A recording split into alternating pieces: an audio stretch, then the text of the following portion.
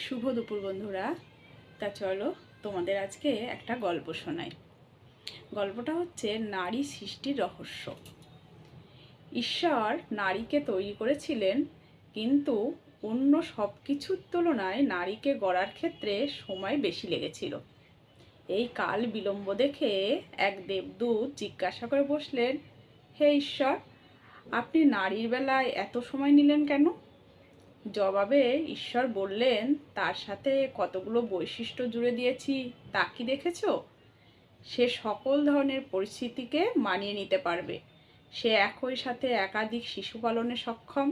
তার একটি প্রেমময় চুম্বনে যেমন ক্ষতবিক্ষত হৃদয় সেরে উঠবে, তেমনি ভাঙা হাঁটু বল ফিরে পাবে দৌড়ানোর জন্য।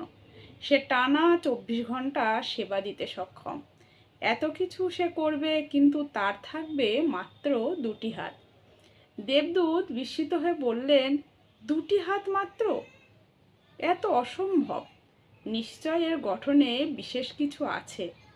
দেবদূত এবার নারী অবয়বের কাছে গেল, স্পর্শ করে দেখল। কিন্তু ঈশ্বর, তুমি তো একে নরম কোমল করে বানিয়েছ। হ্যাঁ, সে কোমল, কিন্তু আমি তাকে শক্তপোক্ত করে গড়েছি। এমনকি তুমি ধারণাও করতে পারবে না তার সহ্য সীমা কতখানি। দেবদূতের আবার প্রশ্ন, সে কি চিন্তা করতে পারে? সে শুধু চিন্তা নয়, কারণ অনুসন্ধান এবং সমাধান দিতেও প্রস্তুত। দেবদূত নারী অবয়বটিকে আরও ভালো করে পরখ করে দেখল। ঈশ্বর, এ তো ছিদ্রযুক্ত। ঈশ্বর তাকে আশ্বস্ত করে বললেন, চিন্তা করবেন না বৎস।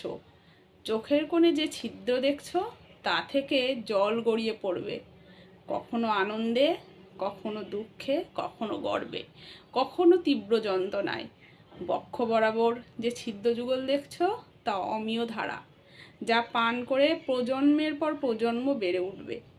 আর নিচে যে গিরিপথ দেখছ, সেখানে রেখেছি হিমালয় সমান রহস্য। দেবদূত এবার অভিভূত, ঈশ্বর, তুমি সত্যিই গুণী। এত কিছু একের মধ্যে সাজিয়ে দিয়েছ।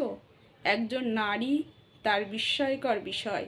হ্যাঁ, অবশ্যই নারী বিস্ময়, এবং তার ভালোবাসা হবে নিঃস্বার্থ। দেবদূত বললেন, তাহলে একজন নারী সব দিক থেকেই পরিপূর্ণ? ঈশ্বর বললেন, না, সে পরিপূর্ণ নয়, এরও একটা অপূর্ণতা আমি রেখে দিয়েছি। আর তা হলো, সে প্রতিদান চাইতে জানবে না। লেখাটি সংগৃহীত। ভালো লাগলে লাইক, শেয়ার, কমেন্টস করবেন এবং আমার পাশে থাকবেন। ধন্যবাদ।